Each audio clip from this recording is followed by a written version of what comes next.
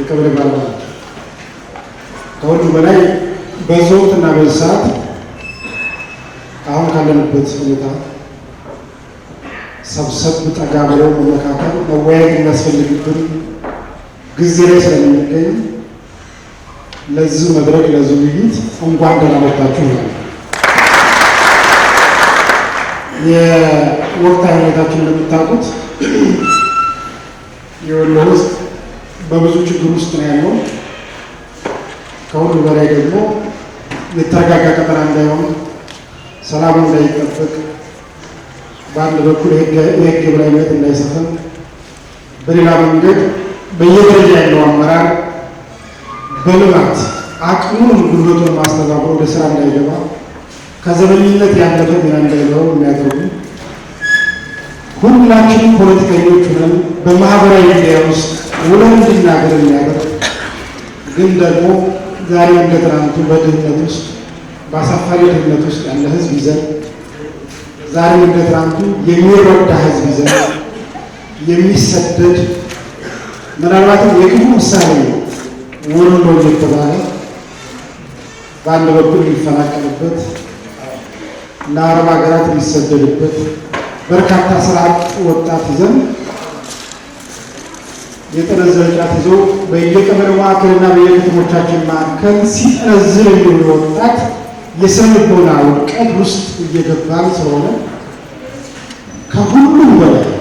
ከሁሉም በላይ ሰላማችን ማስጠበቅ ዋናው ሆኖ ከድህነት የምንወጣበትን ስራ ከእናንተ ከባለድርሻ አካላት ጋር ተቀናይተን ተግባብተን መስራት ካልጀመር ከዛሬ የከፋ ከዛሬ የባሰ ውስብስብ ውስጥ ብለን እንድናድር ስለሚያደርግ ሁላችሁም ብዙ ችግሮች ብዙ ጥያቄዎች ቢኖሩም ለህዝባችን ስንል ከፍ ባለ ጉዳይ ላይ መወያየት መመካከል በጣም አስፈላጊ ነው።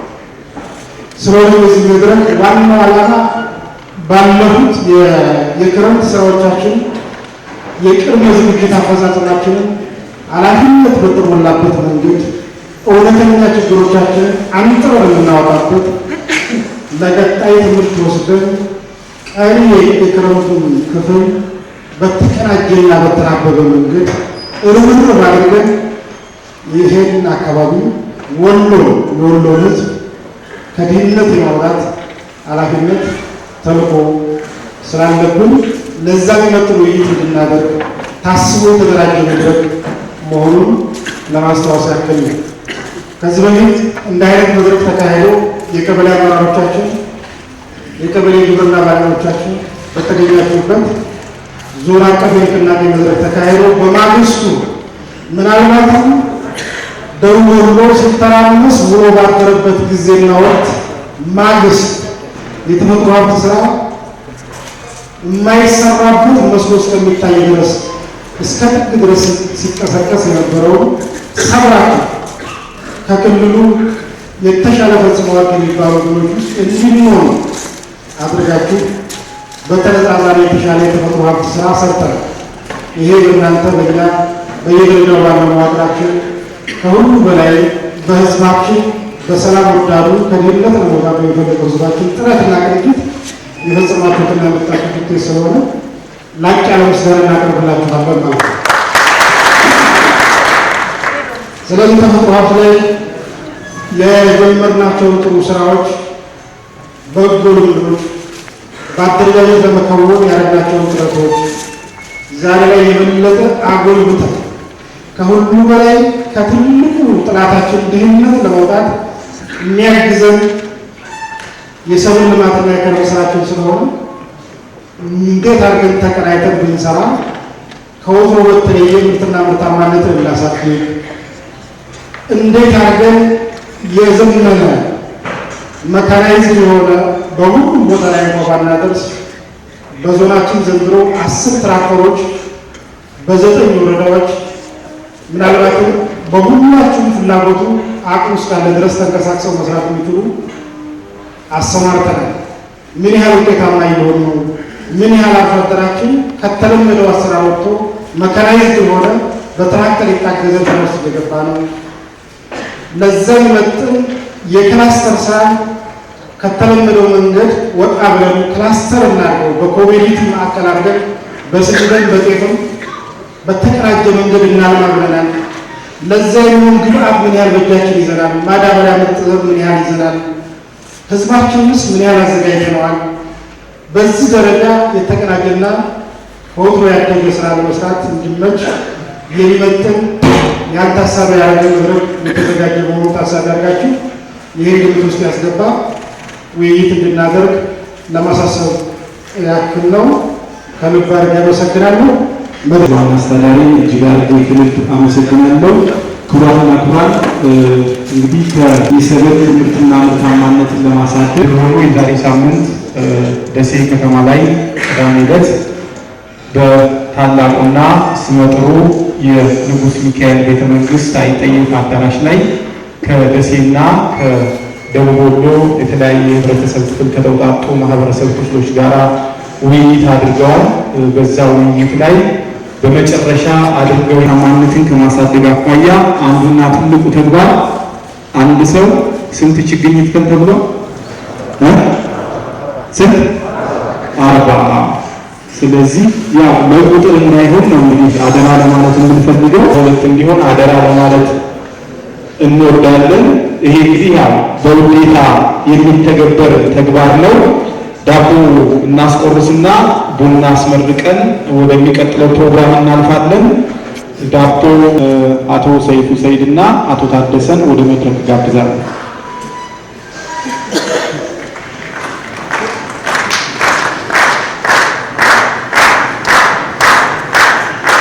በመንገድ እንዲህ ያለውን የኑሮ ሁኔታ ለማሻሻል ነው። ምርትና ምርታማነት እንዲያድግ ያው የሰው ራሷ ናት። እንደ መኪና ከለማዳሪያ የሚሳብ የሚያንስ አይደለም። በዛው ልክ ነው። አንድ ሰው በፈቃደኝነት መጥቶ 20 ሰከንድ ነው የሚሰጠው።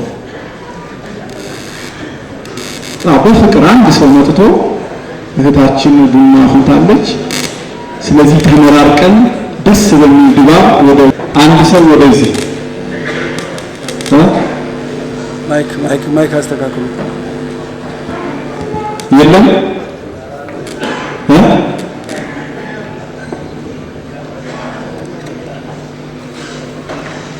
አቦል ጀባቤ አንተው መረቀው አቦል ጀባ ካጀብ እችን መመረቅ ሳይሆን በካልቾ ብሎ ወደ ውጭ ነው ያስወጣው። ፍንጩ ላይ ጎንበስ በያሁን አቦል ጀባ ካለ ደረካ ጀባ የሚያወጅን ገደብ ይግባ፣ ደሬና ገበሬ ውሎ ይግባ፣ መስከረም አቁጫሽሳ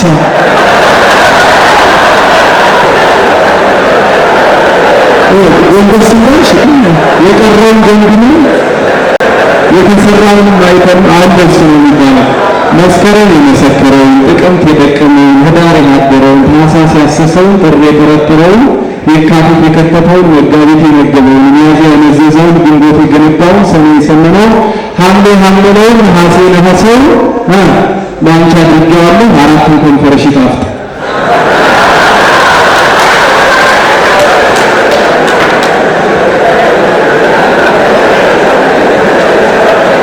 ምን ጎሎናል፣ እንዴት እናሟላው የሚለው የግድ ለመመካከር ይህች የዛሬዋ መድረክ በጣም ወሳኝ ናት ማለት ነው። አራተኛው የክረምት ስራዎች የቀጣይ የርብርብ ማዕከላት ምንድን ናቸው? የትኞቹ ላይ ነው አተኩረን መስራት ያለብን ቀጣይ የሚሉትን እናያለን። እነዚህን ስራዎች ስንሰራ የክትትልና ድጋፍ ስርዓታችን ምን መሆን አለበት የሚለው የመጨረሻው የሚቀረው ነው። ውይይታችን እንግዲህ ለአንድ ቀን ተኩል የሚቆይ ነው። ይሄ ሲሆን እስከ ነገ 6 ሰዓት ድረስ ውይይቶችን እናደርጋለን በግብርና ዙሪያ። ከሰዓት በኋላ ደግሞ የቀበሌ አመራሮች እና የወረዳ ድርጅት አመራሮች፣ ከዚያ በኋላ ደግሞ ሌላ ውይይት ይኖራል። ከግብርና ጋር ያለው ውይይት የሚሆነው ግን በዚህ ደረጃ የሚያልቅ ነው ማለት ነው። ይሄን ይዘን በዚያ ደረጃ ወደ ውይይቱ እንገባለን። የግድ መወያየት ደግሞ በጣም ወሳኝ ነው ማለት ነው። ለዚህ አስገዳጅ የሆኑ ምክንያቶች አሉ። አንደኛው የህዝባችን የኑሮ መሰረት የተመሰረተው በሰብል ልማት ላይ ነው።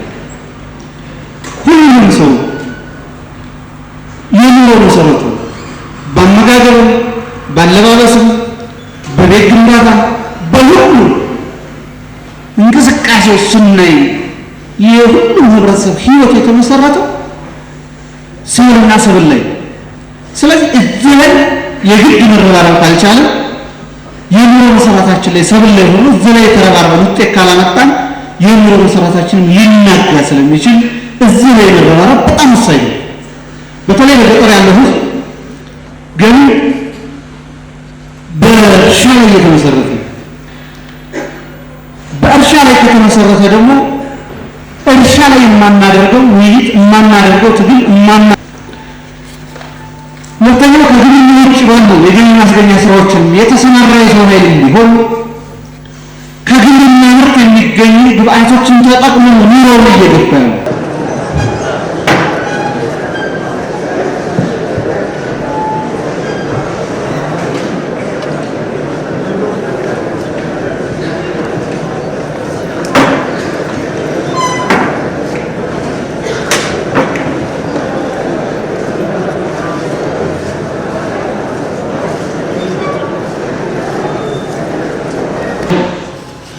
የፌስቡክ እንደመሰል ህዝባችንን የሚጠቅምና ከችግር የሚወጣበት ስለሆነ ከፍ ያለ ውይይት ማድረግ በጣም ጠቃሚ ስለሆነ የውይይት ዲስፕሊን መጠበቅ መከበር አለበት ማለት ነው። ይህ እንደ ያው ያን መሰረታዊ ችግር ይገጥማል ብለን ሳይሆን ማሳሰብ ጥሩ ስለሆነ ነው። መግባት መውጣት ፈጽሞ የተከለከለ ነው። ሰዓት አርፍዶ የሚገባ ሰው ግራና ቀኝ ያላችሁ አካላት ክትትል ብታደርጉ ነው። ያው እዚህ ቤት የሚመጣው ትልቅ ኃላፊነት ያለው በርካታ ህዝብ ነገሮችን ለየት አድርገን ስለገባን የተለየ ምርት እንጠብቃለን። 12.2 ሚሊዮን ኩንታል ካመረትን ደቡብ ወሎ ትርፍ አምራች ይሆናል ማለት ነው። ትርፍ አምራች የደቡብ ወሎ ህዝብ በቁጥር 3.5 ሚሊዮን ነው በግምት እዛ አካባቢ ሊደርስ ይችላል። 12.2 ሚሊዮን ኩንታል ካመረትን 3.5 ኩንታል አካባቢ ለአንድ ሰው ይደርሳል። ትርፍ ይኖረናል ማለት ነው። ያን ትርፍ ሰብሰብ አድርገን ካሉን ኢንዱስትሪዎች ጋር አያይዘን ዞናችንን ከድህነት ማውጣት ነው ዋናው ፍላጎታችን። ከተረጅነትና ከድህነት መላቀቅ ነው ዋናው አጀንዳችንና ይህም ማዕከል ያደረገ ዋናው ቅድም በቀረበው ሀሳብ መነሻ አድርጋችሁ ውይይት እናደርጋለን። ሀሳብ፣ አስተያየት፣ ጥያቄ ያለው እድል እሰጣለሁ ማለት ነው። ቅድሚያ በዚህ አንድ በቀረባችሁት የመወያ አጀንዳ ላይ በርካታ ነገሮችን አይተናል። ታች ቀበሌ ድረስ የሚያሳይ የመወያ አጀንዳ ሆኖ በእኔ በኩል ያየሁት እሱ ጥሩ ነው። እንደ አጠቃላይ እንግዲህ ምርትና ምርታማነትን ለማሳደግ እንደተባለ የሁሉንም የጋራ ርብርብ የሚጠይቅ ስራ ነው። ይህንን በጋራ ተረባርበን ካልሰራ ነው የሚመጣው ውጤት እንዲሁም የምናገኘው የምርት መጠን አነስተኛ እንደሚሆን ይታመናል። ለዚህ በጋራ መረባረብ ያስፈልጋል የሚል እምነት አለኝ በራሴ። ይህን ካልኩኝ እንደ እኛ ወረዳ ትልቁ ነገር አሁን ተወጥረን የያዝንበት የማዳበሪያ እጥረት ነው። እንዲያው በቀላሉ የኔን ቀበሌ እንኳ ባነሳ ወደ 600 ኩንታል ማዳበሪያ ቅዴናል። እስካሁን ያሰራጨ ነው 160 ኩንታል ማዳበሪያ። አሁን አርሶ አደሩ ከፍተኛ የሆነ ሮሮ እያሰማ ያለበት ጩኸት እያሰማ ያለበት አንዱ የማዳበሪያ እጥረት ነው ማለት ነው። ስለዚህ ይህንን ማዳበሪያ አርሶ አደሩ በሰዓቱ ካላገኘ የሚመጣው የምርት ውጤት አነስተኛ ነው የሚሆነው ማለት ነው። ስለዚህ ይሄ እንዴት እየታየ ነው አሁን ላይ የሚል ሀሳብ አለ። ሌላው እንግዲህ እንደተባለው እዚህ ቤት ያለ አካል በአጠቃላይ ስናየው አሁን ለተባለው ስራ ዋናውና ቁልፉ እዚህ ቤት ያለን ሰዎች ነን። ይሄ በትክክል ይታመናል። ነገር ግን እኔ አንድ ጊዜ የሚባለው ነገርና በታችኛ የምንሰራውን ስናየው ለተቀማጭ ሰማይ ቅርብ ነው የሚል ሀሳብ ያመጣል። ምክንያቱም እንደኛ አሁን በግንባር ቀደምተኝነት ብላችሁ አንስታችኋል። አሁን እዚህ የቀበሌ አመራሩ ግንባር ቀደም መሆን አለበት ተብሏል። አዎ መሆን አለበት፣ እኛም እናምንበታለን ነንም ብል አላፍርበትም። ነገር ግን እኛ ግንባር ቀደም የምንሆንበት በርካታ እኛን ተብትበው የያዙ ለብዙ ቀናት ከሳምንት ስራ የማንፈታበት ወጣ የአርሶ አደር አመራሮች። ስለዚህ በአንድ በኩል ደግሞ እናንተ ግንባር ቀደም መሆን አለባችሁ የሚል ሐሳብ ይነሳል። ስራን ለመስራት ምርትን ለመጨመር አሁን የተባለውን ነገር በአግባቡ ማሳ ላይ ጠብ የሚል ነገር ለማሳየት ጉልበት ይጠይቃል። ይሄንን ጉልበት ደግሞ እኛ አሁን ያለብን ውጥረት ከፍተኛ ውጥረት ነው ያለብን ማለት ነው። ይሄ ሐሳቡን እናንተ ያነሳችሁት እንዲህ ያለ ግንባር ቀደም መሆን ጥሩ ሆኖ እያለ ነገር ግን በአንድ በኩል ስናየው ደግሞ አርሶ አደሮች ያው ጊዜ አግኝተን ሁል ጊዜ በማሳ ስምሪት ላይ እንደምንሰማራ አርጋችሁ የምትወስዱት ነገር እንደኔ አይዋጠኝም። አርሶ አደርነታችን አኳያ ስናየው ማለት ነው። የትኛው እዚህ ያለ አመራር አሁን በርካታ አመራር ነው ያለው እዚህ መሸና መሸቀን አግኝቶ ነው ያሉት ተከታታይ የሆኑ በአጠቃላይ ያሉ የሴክተር መስሪያ ቤቶች ስራ ማጠቃለያው መደምደሚያው እኛ ላይ ነው። ይሄን ተይዞ ግንባር ቀደም ታልሆናችሁ የሚባለው ነገር በእናንተ በኩል እውነት ትክክለኛ ጊዜ ያላቸው ብላችሁ እየወሰዳችሁት ነው ወይ የሚለውን ነው። ማንም ይሁን በባሌም በወሌም ብለን እኛ ምንም ይሁን ምን ግንባር ቀደም ራሳችን ለማድረግ ስራ እየሰራን ነው። እሱ እንዲህ ያለ ምንም ጥርጥር የለውም። እኛም እናምንበታለን። እሱም ባንሰራ የመጀመሪያ የችግሩ ተቋዳሽ ወይም ደግሞ ችግር ሰቆቃ የሚያገኘን እኛ መሆናችንን ስለምናቅ እየሰራን ነው ያለነው። ነገር ግን የታሰበበት አይመስለኝም የሚል ሐሳብ አለኝ። ሌላኛው እንግዲህ ይሄን ካል ቅድም እንዲያነሳውት የማዳበሪያ እጥረት፣ ሌላው አሁንም በእኛ ወረዳ ከፍተኛ የሆነ የምርጥ ዘር ፍላጎት አለ። አሁን ይሄ ምርጥ ዘር በተለይ የስንዴ ዘር እስካሁን ድረስ የገባበት ሁኔታ የለም። በእንደ ቀበሌ ያሰራጨነው ነገር የለም። ሰፊ ፍላጎት ተፈጥሯል በመድረኩ። እዛ ላይም ያለው እጥረት በአግባቡ ቢታይ የሚል ሐሳብ ነው ያለኝ። እንግዲህ ሌላው ከቅድመ ዝግጅት ሁኔታ ያላችሁት ነገር ቅድመ ዝግጅትን በተመለከተ እንደኛ ወረዳ በወረዳ ደረጃ ኦሪየንቴሽን ወስደናል። እታች የመንደር መድረኮቻችንን አጠናቀናል። አርሶ አደሩ መሰልጠን ያለበትን በአግባቡ እንዲሰለጥን አድርገናል። ሙሉ በሙሉ እነዚህን ስራዎቻችን አጠናቀናል።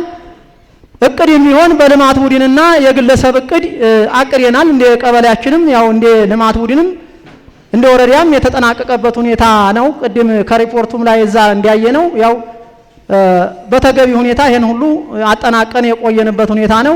እርሻንም ብናይ በአሁኑ ሰዓት እርሻ በተገቢ ሁኔታ የታረሰበት ሁኔታ ነው ያለው። አሳሳቢው ጉዳይ ግን ቅድም ያልኩት የማዳበሪያ ጉዳይ ነው ማለት ነው። ስለዚህ አሁን እንደኛ ወረዳ እንደ ራሴም እንዳለሁበት ቀበሌ ዝናብ እየጣለ ነው። አሁን የዘር መዝሪያችን ወቅት ነው። ማዳበሪያ እስካሁን አላገኘንም። መቼ ነው ማዳበሪያ አግኝተን ዘር የምናወጣው የሚለው ነገር አሳሳቢ ስለሆነ ይሄንን በዋነኝነት እንዲታሰቡበት የሚል ሐሳብ ነው በእኔ በኩል ያለኝ። ጥያቄዎች ሁለት ናቸው። እነሱ ላይ እዚህ በመድረክ ስም ወረዳ ሳይንት ነው ስም ስንዴው ሰይድ ተ022 ቀበሌ የምጠይቃቸው ጥያቄዎች ሁለት ናቸው። እነሱም የሚሆኑት እዚህ መድረክ ላይ የምንነጋገርባቸውና የምንመካከርባቸው ሁኔታዎች ወዴታ ሲወርዱ ጭራሽም የሉም። ምሳሌ ሰብል ልማት ላይ ብለናል። ተጧት ጀምር እስካሁን ድረስ እንነጋገርባቸው ብለናል። እነሱ ላይ በየአመቱ የሚመጣው ግብአትና ቴክኖሎጂ ወዴታች ቀበሌ ድረስ አርሶ አደሩ ለመድረስ የለም። በፊት ይቀርቡ የነበሩት ቴክኖሎጂዎች እንዴት አይረጀር ቢቢኤም እና ሌሎች ነገሮች እርጥበትን ለማቀብና ጥቁር አፈርን ለማጠንፈፍ የሉም። ተሻሽሎም የቀረቡበት ጉዳይ የለም። በተመሳሳይ ምንም ተኔ በፊት ይናገር የነበረ ጓደኛ ቢናገርም ምርጥ ዘርና ማዳበሪያ እኔ ቀበሌ ምሳሌ ላንሳና 1200 ኩንታል ኤንፒኤስ አቅደናል። እስካሁን የደረሰና 400 ነው። ዝናቡ ይጥላል። እርጥበትን ቀድሞ መጠቀም አኳያና በኋላ የእርጥበት አጠርን ለመከላከል በወቱ ዘርቶ ለመጠቀም አቁም ልንለው ነው? 1200 አካባቢ 1200 ኤንፒኤስ ማዳበሪያ ያለበት አካባቢ አቅዱ 400 ደርሶ ዛሬ ሰኔ ስንት ላይ ነው ያለ ነው? ይህ አሁን እውነት ምርትና ምርታማነትን ለመጨመር የምንነጋገረው ነገር እውነት ነው ወይ? እንድር ስንወርድ ያሰራናል የሚለው ነገር ለኔ በጣም ከባድ ነው። እርግጥ እንደተጠቀሰው ጧት ላይ የሰው ኃይላችን ብዙ ነው። እንደ ግብርና ምን ይደረጋል ታዲያ? እስካሁን ታልናቸው አኳያ ሲታይ እጃችን እግራችን የሆነ ነገር ይዞ መንቀሳቀስ አለበት። ይሄ መታየት ያለበት ነገር መታየት አለበት። ምርጥ ዘር ስንመጣ አምና ያመጡ ባለፈው የመጡ ምርጥ ዘሮች ነው እየተጠቀምን ያለ ነው። እሱንም አሁን ጨርሰን ቁጭ ብለናል። ያለቀ ነው የቀረበበት ጉዳይ የለም የሚል ነገር ነው ያለኝ። ለወደፊትስ ምን ታስቧል? ለቀሪ የክረምት ወራቶችና ቀኖች ምን ታስቦ ነው የሚል ነገር ጥያቄ አለኝ። የመጨረሻ የሚሆነው እንዲያላበዛ ተፈጥሮ ሀብት ላይ ተነስቷል።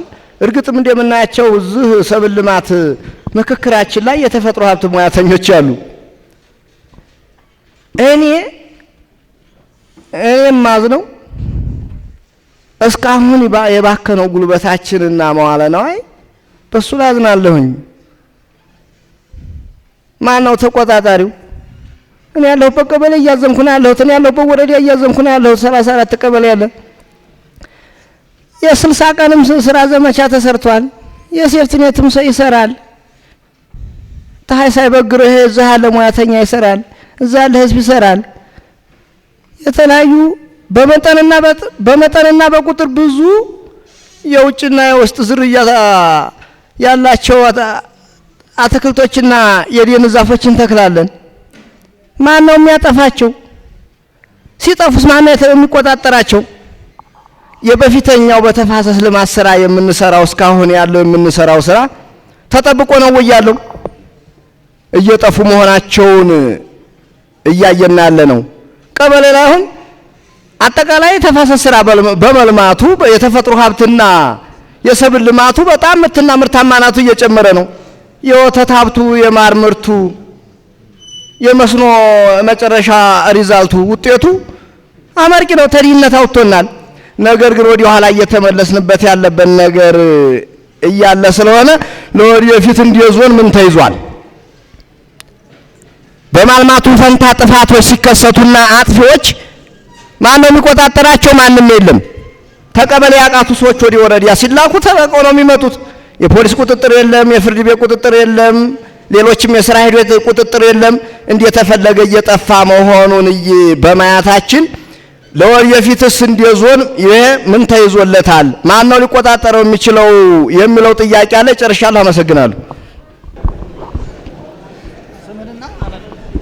ሹመት እባላለሁ ከመሀል ሳይንት ግብርና ጽሕፈት ቤት ኃላፊ። ሹመት ይበልጣል። ስለዚህ ምናልባት ጧት ተቀረበው ሰነድ አንጻር ስናየው ወቅታዊ ስራዎችን መሰረት አድርጎ ሁሉንም ወረዳ በሚነካ መልኩ የተሰጠው ሰነድ የተዘጋጀው ሰነድ በጣም አስተማሪ፣ ወደፊት ደግሞ ራሳችንን አይተን ማስተካከል እንድንችል ያሉብን ክፍተቶች በቀጣይ ቼክሊስት አዘጋጅተን የሚመለከታቸው አካላት ጋር እንድንነጋገርና በጥልቅ እንድንሰራ የሚያሳዩ ናቸው የሚል አለኝ። ይህንን ካልኩኝ ምናልባት ካሉት ግምገማዎች አንጻር እንደኛ ወረዳ ሊገልጹንም ላይገልጹንም የሚችሉትን በደንብ መነጋገሩ አስፈላጊም ስለሆነ ብዬ ነው።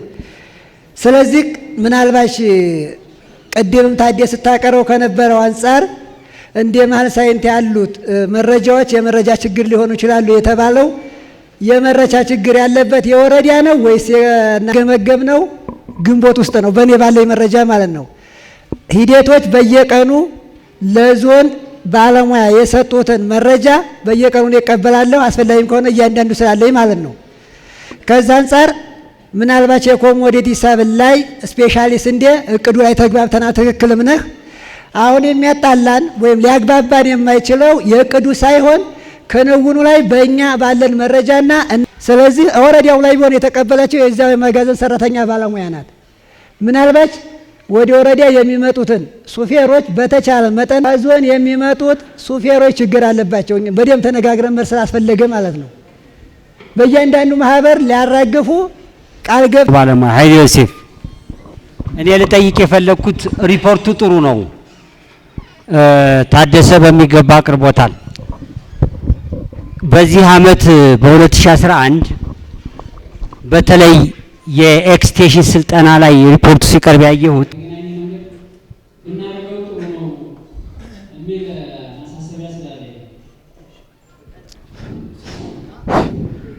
እሺ አመሰግናለሁ። ከሳይንት ወረዳ 018 ቀበሌ ነው ሀሳብ የምሰጠው። እንዳጠቃላይ የ2011 ለ2012 የምርት ዘመን ምርትና ምርታማነትን በማሳደግ ረገድ የተሰጠው መነሻ ጽሁፍ ጥሩና ገላጭ የሆነ ነው ብዬ ነው የምሰጠው አስተያየት። ምክንያቱም አሁን የ2012 የምርት ዘመን ላይ ያለው የቅድመ ዝግጅት ሁኔታ በዞኑም በወረዳውም እንዲሁም በቀበሌው የታየው ጥንካሬና ድክመት እንዳለ ሆኖ አሁን አርሶ አደራችን ሰብልን ከማንም በላይ ትኩረት የሚሰጠውና ሌላ አማራጭ የሌለው መሆኑ ይታወቃል። በዚህም በየደረጃው ያለ አመራር ለሰብል ልማት ስራው ቁልፍ ተግባር በሚል እየተንቀሳቀስን እየሰራን ያለበት መሆኑና አርሶ አደሩም ስቴሽኑን ቅርብ በማድረግና ለውጡን በመከተል የሚያደርገው ጥረት እጅግ የጎላ ነው። ነገር ግን አሁን እንደ ወረዳችንም ሆነ እንደ ቀበሌያችን ፈታኝ ሆኖ ነው ያለው። አሁን ምርትን ለማሳደግ የተለያዩ ቴክኖሎጂዎችና ግብአትን መጠቀም፣ ሰብልን በክላስተር መዝራት፣ በመስመር መዝራት አማራጭ የሌለው